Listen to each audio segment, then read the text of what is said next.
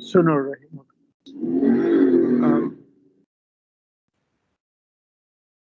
बहुत बहुत शुक्रिया पास्टर रॉबर्ट। खुदावंद आपको और आपके घराने को कसरत से बरकत अता करे। मेरे ज़िला वक्त है कि हम खुदावंद के जिंदा पाक कलाम को सुनेंगे। खुदावंद के खादिम पास्टर नथानियल के वसीला से मेरी आप सबसे दरख्वास्त होगी कि आप खुदावंद के जिंदा पाक कलाम को अपने हाथों में ले लें, और मैं चाहूँगा कि हम सब पास्टर जी की मदद करेंगे, क्योंकि भाई साहब की तबीयत जो है वो थोड़ी ठीक नहीं है, नज़ला ज़ुकाम है। तो ब्रेक देने के लिए भाई साहब आप किसी को भी कह सकते हैं हवाला पढ़ने के लिए, भाई साहब को थोड़ी सी ब्रेक मिल जाएगी। सो प्लीज़ मेरी दरख्वास्त होगी आप तमाम बहन भाइयों से कि आप खुदावंद के जिंदा पाक कलाम को पढ़ने में रहनुमाई कीजिएगा। सो बहुत बहुत शुक्रिया पास्टर जी। सेहत नासाज होने के बावजूद भी आपने खुदावंद के जिंदा पाक कलाम को खिदमत को शेयर करने के लिए, जारी रखने के लिए आपने कोशिश की है। खुदावंद आपको बरकत दे, सेहत तंदुरुस्ती अता करे और कसरत से अपने जलाल के लिए हमेशा खर्च और इस्तेमाल करता रहे। Welcome to pastor Nathaniel Gulzar from Bahrain. God bless you. Welcome भाई साहब जी। मसीह में सब बहन भाइयों को मेरी तरफ से सलाम पहुंचे। खुदावंद का शुक्र करते हैं कि उसने एक बार फिर हमें ये मौका फराहम किया कि हम खुदावंद के कलाम को आपस में बांट सकें और आज की रूहानी गुज़ा को खाने के लिए अपने आप को तैयार करते हुए खुदावंद में जुड़े।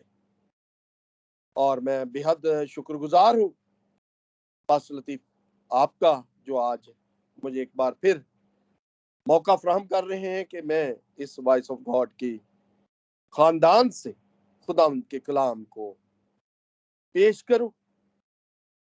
और वॉइस ऑफ गॉड की आईडी का ममनू हूं कि वो मुझे सुनते हैं कि हम सब खुदावंद के कलाम से बरकत पाए। और आज का कलाम जो है वो हम सब ने बारहा अपनी जिंदगियों में सुना होगा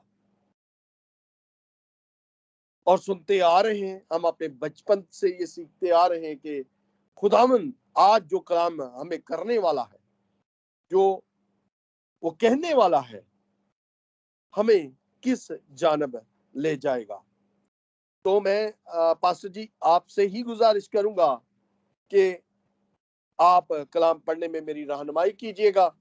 भाई साबर हैं, भाई सिस्टर नीला हैं, पास्टर रॉबर्ट हैं, तो हम सब आज मिलकर खुदा उनके कलाम को जांचने की कोशिश करेंगे खुदा हमें किस राह पे ले जाना चाहता है। तो जो आज का उन्वान लिया गया है वो है आजमाइशों में मदद। हवाला कुछ यूं है, मत्ती रसूल की अंजील जलील उसका 15वां बाब और उसकी 32वीं आयत। और यीशु ने अपने शागिर्दों को पास बुलाकर कहा, मुझे इस भीड़ पर तरस आता है, क्योंकि ये लोग 3 दिन से बराबर मेरे साथ हैं और उनके पास खाने को कुछ नहीं है, और मैं इनको भूखा रुखसत करना नहीं चाहता, कहीं ऐसा ना हो कि राह में थक कर रह जाएं। खुदा उनकी जिंदा पाक कलाम के पढ़े और सुने जाने पर उसकी हम सब पर कसरत से बरकत हो। आमीन आमीन आमीन आमीन आमीन। हमारे इस हवाला में जब हम देखते हैं कि निजात दहिंदा लोगों की कुदरती सलाह को बहुत संजीदगी से ले रहा, कहीं ऐसा ना हो कि राह में थक कर रह जाएं।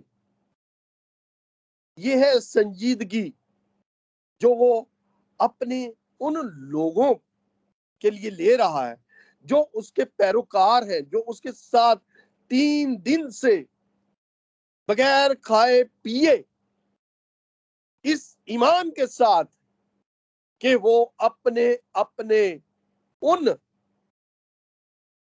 दरख्वास्तों को हल करता देखते हुए उसके पीछे हो लिए हैं।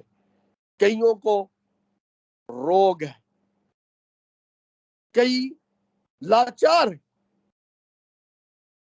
कई तरह से परेशानियों में, दुखों में, तकलीफों में, जो सिर्फ और सिर्फ खुदा का बेटा ही हल कर सकता है। यहां पे जनाब यस्सु अपने शागिर्दों को बुलाकर उनसे कहते हैं कि मुझे इस भीड़ पर तरस आता है, और ये लोग 3 दिन के साथ मेरे साथ हैं, और उनको खाने के लिए दरख्वास्त करता है। हालांकि अगर देखा जाए तो पिछले अबवाब में हम देखते हैं, अगर हम मत्ती 14 बाब में पढ़ते हैं तो वहां पे भी कुछ ऐसा ही वाकया रूनुमा हो चुका होता है, जहां पे 5000 मर्दों को खाना खिलाया जाता है, और यहां भी ऐसा ही कुछ होने वाला है। और शागिर्द नादानी की हालत में, जानते हुए भी अनजान बन रहे हैं, कि वो कहते हैं कि बियाबान में इतनी रोटियां कहां से लाए, निजात दहिंदा पास है और फिर भी ना जान। क्या उनकी अकल के ऊपर पर्दा पड़ चुका है, जो ये जानते हुए अनजान बन रहे हैं कि कादरे मुतलक जो हर चीज का कुल है उनके साथ है, फिर भी आजमाइश में पड़े हुए हैं। लेकिन सवाल यहाँ पे जो है वो उनकी आजमाइश का है।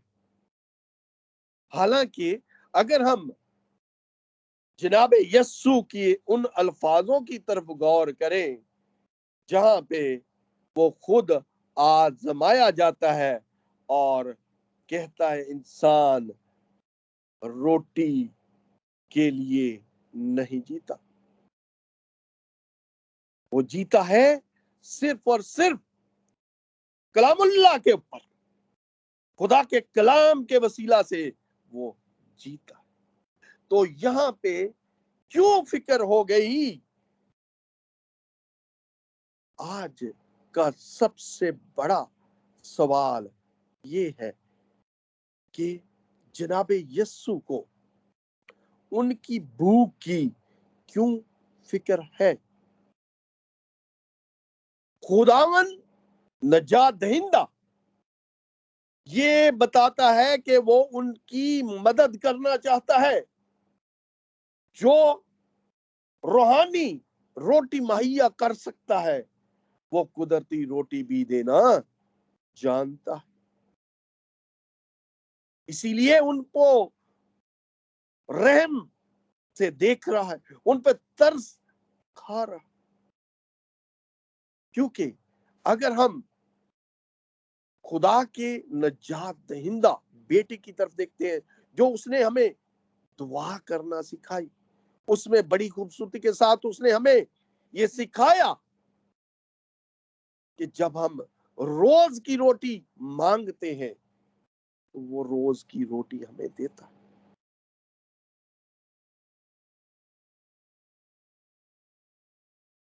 रोज की रोटी रूहानी या कुदरती, जब हम उस रोटी को मांगते हैं तो वो देने में कादर मुतलक है, और वो हमें फरात के साथ देता है।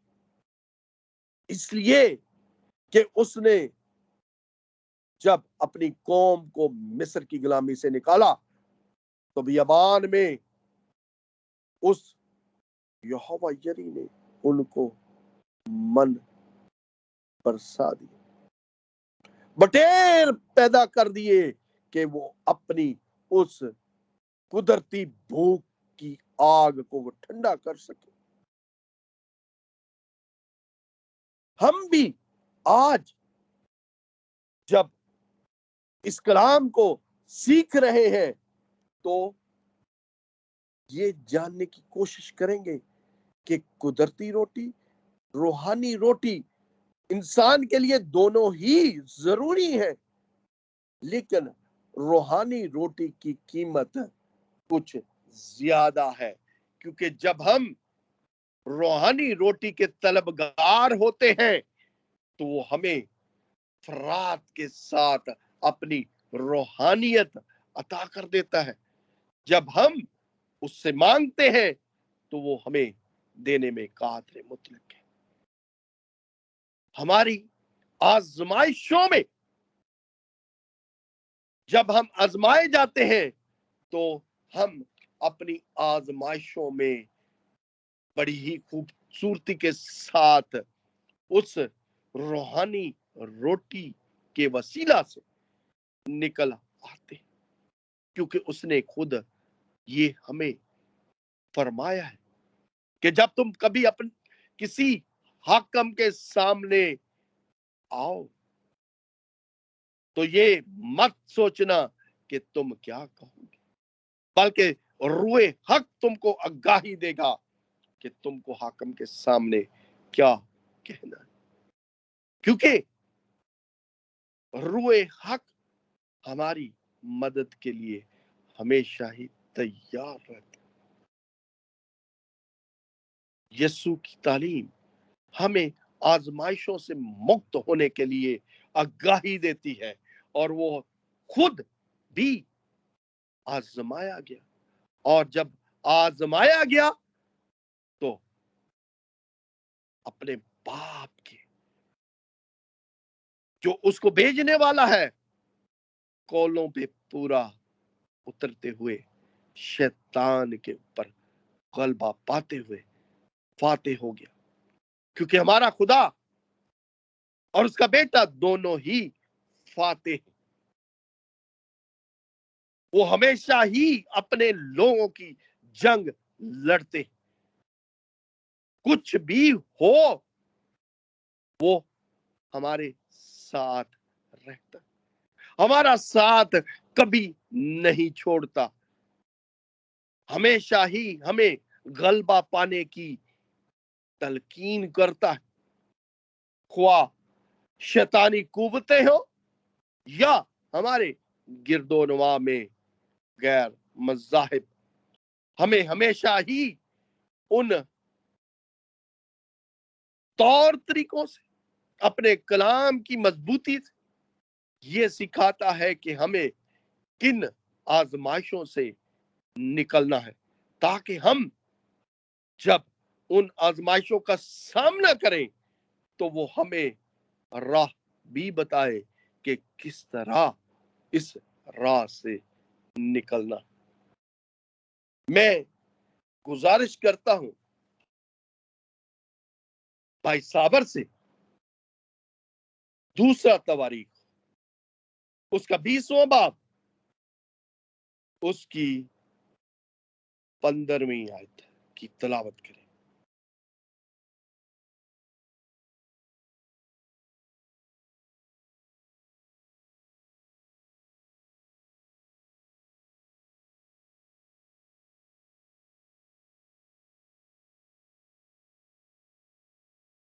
بھائی صابر ہیں ہمارے ساتھ؟ نہیں تو پاسٹر جی آپ پڑھ دیجئے، نہیں تو میں خود پڑھتا ہوں.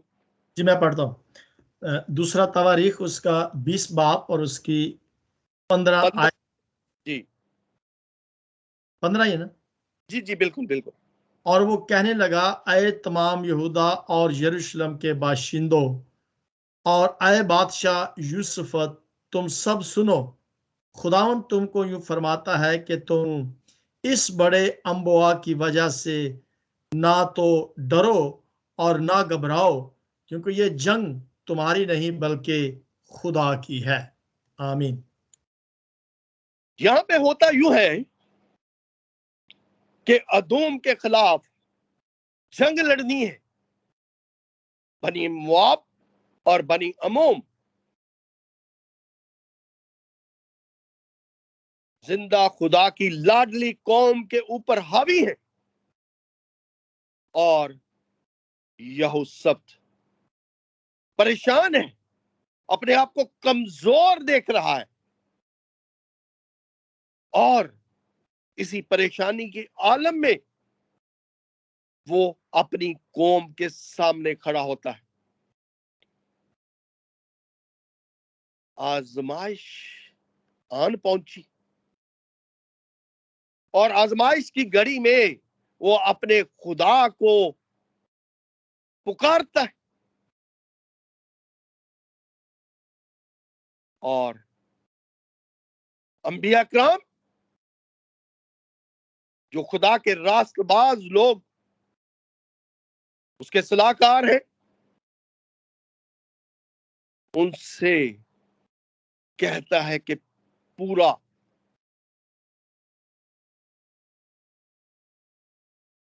اسرائیل روزہ رکھے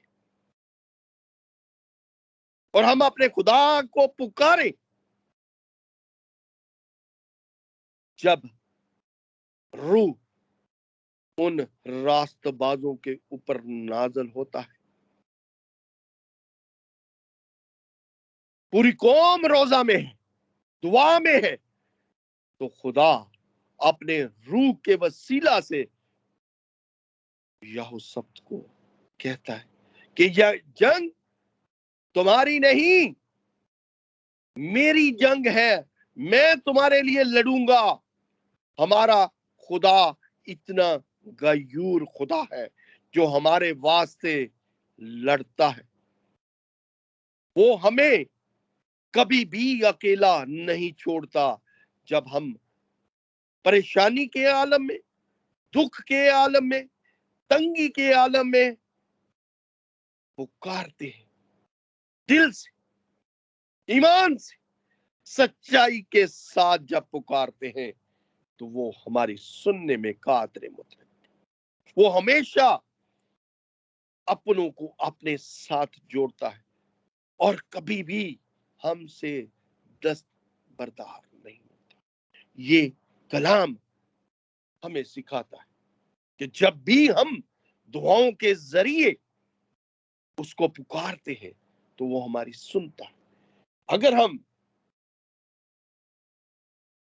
خدا کے کلام کی طرف دیکھیں، اس کے بیٹے کے منہ کی باتوں کو سیکھنے کی کوشش کریں، تو کلام ہمیں بڑا ہی خوبصورتی کے ساتھ اپنی آزمائشوں میں پورا اترنے کے لیے تلقین کرتا ہے اور ایک دوسرے کی مدد کرنے کے لیے کہتا ہے کہ جب ہم ایک دوسرے کے لیے مدد کے لیے تیار ہوتے ہیں تو وہ اس رحم دلی سے، ترس کھانے سے خوش ہوتا ہے کہ ہم اپنے بھائیوں کے ساتھ خوش دل کے ساتھ، اخلاق کے ساتھ، اس خلوص محبت کے ساتھ پیش آتے ہیں جس کی تلقین اس نے ہمیں سکھائی۔ اس نے کہا ہے اگر کسی کے پاس 2 کرتے ہوں تو ایک کرتا اپنے بھائی کو دے دے۔ اگر ہم اس مدد کے لیے دیکھیں تو مجھے ایک آرگنائزیشن کی طرف خیال کو لے کے آنا پڑتا ہے۔ آپ سب نے، ہم سب جو اس روحانی محفل میں موجود ہیں، ہمارا کہیں نہ کہیں تعلق جو ہے وہ رومن کیتھولک کلیسیا کے ساتھ ہے، اور میں بڑی دلیری کے ساتھ یہ کہتا ہوں کہ میرا بھی تعلق اسی کلیسیا کے ساتھ ہے۔ وہاں پہ ایک تنظیم یا آرگنائزیشن جس کو پوزا کہتے ہیں، POSA، پوزا، جو فلاحی کاموں میں بڑھ چڑھ کر حصہ ڈالتی ہے، تو یہ پور آف سینٹ اینتھنی کے نام سے کہلاتی ہے، جو دنیا میں فلاح و بہبود کا، ان ندار لوگوں کی مدد کے لیے ہمیشہ ہی تیار رہتی ہے۔ کیونکہ اگر ہم دیکھیں تو اس کی کچھ بیک گراؤنڈ اس طرح کی ہے کہ سینٹ کے پاس چند لوگ، چند بچے آتے ہیں اور سینٹ کے پاس صرف اس کے کھانے کے لیے کچھ ہوتا ہے۔ بچے اس سے مانگتے ہیں اور وہ فراخ دلی کے ساتھ جو کچھ ان کے پاس ہوتا ہے وہ دے دیتے. چند سالوں کے بعد وہ بچے اس مقام پر پہنچ جاتے ہیں جہاں وہ اپنی کفالت خود اچھے طریقے سے کر سکتے. وہی راہ پہ وہ جاتے ہیں اور سینٹ کو دیکھتے ہیں تو ان کو یاد آتا ہے کہ کچھ چند سال پہلے سینٹ نے ان کی ہیلپ کی تھی. اور وہاں سے ایک سلسلہ وہ جوڑتے ہیں کہ کیوں نہ ہم ان لوگوں کی مدد کریں جو اس کے حقدار ہیں. اور بڑھتے بڑھتے آج وہ تنظیم اتنی بڑھ گئی کہ آج بھی ہم جب اس تنظیم کو دیکھتے ہیں تو وہ نادار لوگوں کی مدد کے لیے ہمیشہ تیار رہتی. جب میں قطر میں تھا تو ہمارے ایک بھائی جو اکیلے رہتے تھے وہ کام کے سلسلے میں آئے تھے تو اچانک ہارٹ اٹیک ہونے سے ان کی موت ہو گئی. تو مجھے بڑا اچھی طرح یاد ہے کہ ایک پوزا کا ممبر ہوتے ہوئے ہم نے ان کا کیس پیش کیا اور چرچ نے اس وقت یہ 2010 کی بات ہے 8,000 دینار یعنی کہ آج کے یورو میں اگر دیکھیں تو وہ 16-17 ہزار یورو اس کی میت کے ساتھ روانہ کی تاکہ ان کے بیوی بچوں کی کفالت ہو سکے. یہ ہے پوزا. اور ہمیشہ ہی کلام یہ سکھاتا ہے دینا لینے سے مبارک. یہاں بھی خداوند ہمیں سکھا رہے ہیں کہ ہمیں دینا ہے. ہمیں اپنی آزمائشوں میں دعا کے ذریعے ان آزمائشوں کا مقابلہ کرنا ہے. شخصی ہو، جماعتی ہو، اجتماعی ہو یا خادم سے پرسنلی طور پر درخواست کرتے ہوئے ہمیں ہمیشہ ہی اپنی دعاؤں کے وسیلہ سے ان مشکلات کا، ان پریشانیوں کا، تنگیوں کا مقابلہ کرنا. میرے عزیزو، ہم ایک جملے کو بہت ہی آج کل پکارتے ہو کچھ بھی ہو. ہم بڑی روانی کے ساتھ سب کو یہ کہتے ہیں God bless you, God bless you. لیکن آج جب میں کلام پڑھ رہا تھا تو مجھے اس کلام کے وسیلے سے بڑی ہی ایک عجیب اس جملے کا معنی جو مجھے سمجھ آ رہا تھا وہ عجیب تھا. کیوں ہم صرف اور صرف زبانی کلامی بس یہ کہتے ہیں گاڈ بلیس یو، خدا تمہیں برکت دے. میرے عزیزو، خدا برکت دے یہ ضروری ہے، لیکن ہمیں جو خدا نے نعمتیں دی ہیں ہم ان نعمتوں کے وسیلہ سے اپنے ان بہن بھائیوں کی مشکلات کو، تنگیوں کو، آزمائشوں کو، پریشانیوں کو دور کر سکتے. خدا نے آپ کو صاحب حیثیت بنایا ہوا ہے. کئی ایسے لوگ ہیں جن کو آپ اپنے ان تجربات سے، پیسے سے، خیالات سے، دعاؤں سے، ان آزمائشوں سے نکال سکتے. اس کے لیے یعقوب بڑی خوبصورتی کے ساتھ کلام کرتا ہے اور ہمیں سکھاتا ہے کہ ہمیں اپنے بہن بھائیوں کے لیے کس طرح ان کی مدد کرنی ہے ان کے پریشانی کے حال میں۔ تو میں گزارش کروں گا، یہ اوپن انویٹیشن ہوگا اور آج کی آخری آیت ہوگی اور آگے ہم کلام کو جاری کریں گے۔ یعقوب رسول کا خط، یعقوب رسول کا خط، اس کا دوسرا باب، یعقوب رسول کا خط اس کا دوسرا باب، اس کی 15ویں اور 16ویں آیت کی کوئی بھی میرا بہن بھائی تلاوت کرتے ہیں۔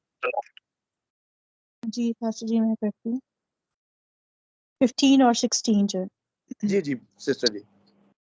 اوکے۔ اگر کوئی بھائی یا بہن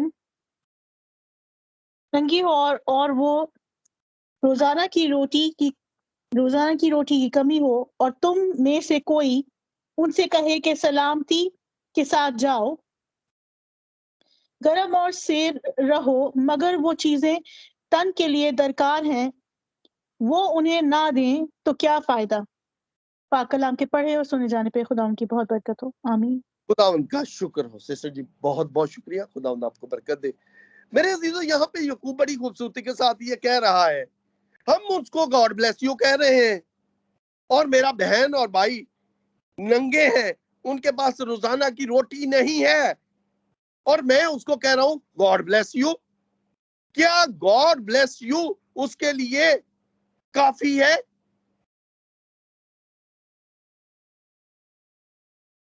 خدا کی برکت ضروری ہے، لیکن اس کی قدرتی حالت بھی مجھے دیکھنا ضروری ہے۔ وہ ننگا ہے، اس کے پاس کپڑے نہیں ہیں اور میں اس کو گاڈ بلیس یو کہہ رہا ہوں۔ میرے عزیزو، گاڈ بلیس یو کہیں لیکن صحیح طریقے سے کہیں۔ اس کی قدرتی حالت کو دیکھیں، اس کے پاس روٹی نہیں ہے، اس کے پاس کپڑا نہیں ہے اور میں اس کو کہہ رہا ہوں تمہاری سلامتی ہو، گرم اور سیر ہو۔ یہ دیکھتے ہوئے بھی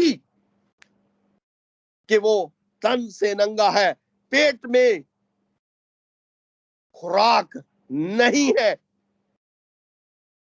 وہ خستہ حالی سے لڑ رہا ہے اور میں اس کو یہ کہہ رہا ہوں کہ God bless you.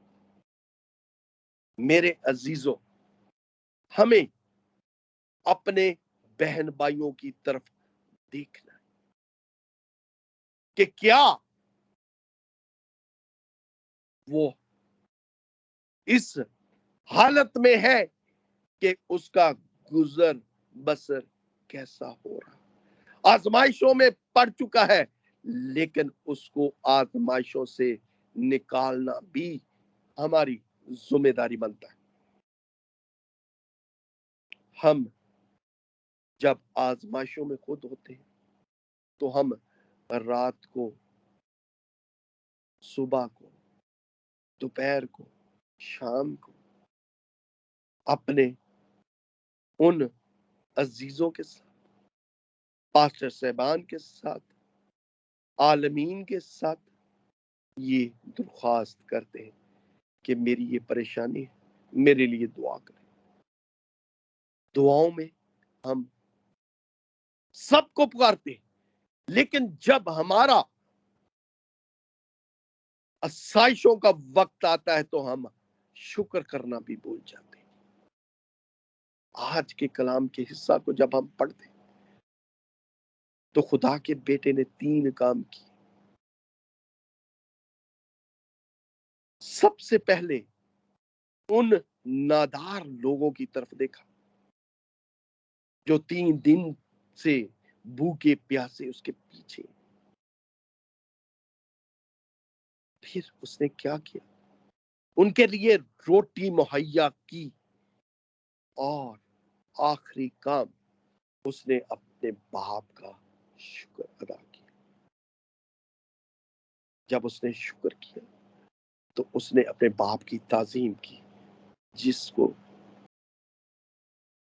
Us mission کے ساتھ وہ دنیا میں آیا کہ دنیا اس کی الفت کے ذریعے ہمیشہ اس کی وہ قوم بنے جو لاسانی قوم ہے، وہ قوم جس کا نجات دہندہ آج بھی ہماری وکالت کرے۔ ہمیں اپنی آزمائشوں میں ہمیشہ اپنے باپ کا شکر ادا کرنا چاہیے۔ ہمیں اپنی آزمائشوں میں، جب ہم آزمائشوں میں پڑھتے ہیں تو ان احکامات کا اپنی زندگی میں عمل دخل کرنا ہے، اور اس یقین کامل کے ساتھ کہ روح ہمیں نکلنے کی راہ ضرور بتائے گا۔ خدا مجھے اور آپ سب کو آج کے کلام کے وسیلہ سے بڑی برکت دے، آمین۔